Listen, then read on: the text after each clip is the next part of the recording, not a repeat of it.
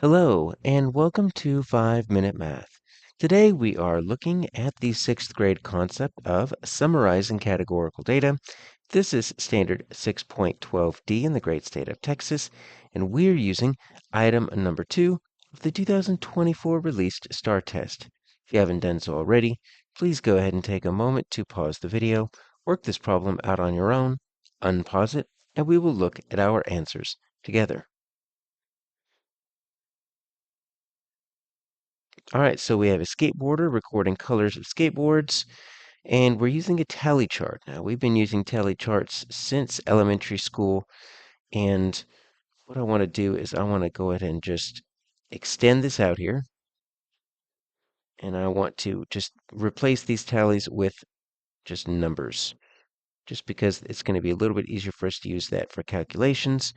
This is one of many ways that we could classify this data here. So what this means here, right, is we've got a set of 5, and that tally charts make it really easy. You get a 1, 2, 3, 4, and then that fifth one has that diagonal, so you can skip count by 5s if you have a whole bunch of tallies. So this is going to be 5, right? This is 5, and then 2 more, that's going to be 7. That's 5, and 1 more, that's going to be 6. And then that's 5, and 2 more, that's going to be 7. All right, so it looks like we're pretty close. So which color represents the mode? All right, well, this problem 100% relies on the fact that you need to know what this word means coming into this test. If we look at our reference material, you are not going to see anything about mode on any conversion chart or any formula chart. So this is definitely something in which you are going to need to understand mode. So let's just look at a few of the words that we'll see together. Okay, so we'll see mode. That's what we need to do. Sometimes we will see mean. Sometimes we will see median. They all start with M. They look fairly simple, right? And we'll see range. Okay. Now, let's take a look at each of these. Okay, so the mode, that's the one we're looking for, is the choice that is most chosen. You might think of it as most popular. Most chosen or most popular. So if you were to represent this with a bar graph, right? Which bar would be highest? That's basically what the mode is. It's going to be the highest, most chosen. Okay? The mean is another way of saying the average. Okay? So what that means is you take the sum of the data. So you add up all the data, right? So this would be 5 plus 7 plus 6 plus 7.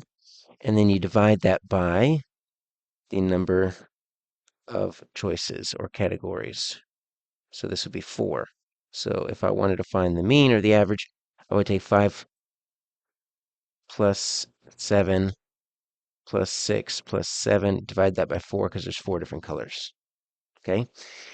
The median is going to be, it's another measure of centralness, centrality, but it means the middle, right? So when you're driving down the road and you got a 2-lane road like this, sometimes you'll get some trees or something in the middle, right? It's called the median, right? It's the middle. So you would line up this data in numerical order, 5, 6, 7, 7. Find the middle number. The middle number, well, it's an even number, so you have to go right in between the two middle numbers. And so sometimes your median isn't even an actual number in the data set. In this case, it would be 6.5.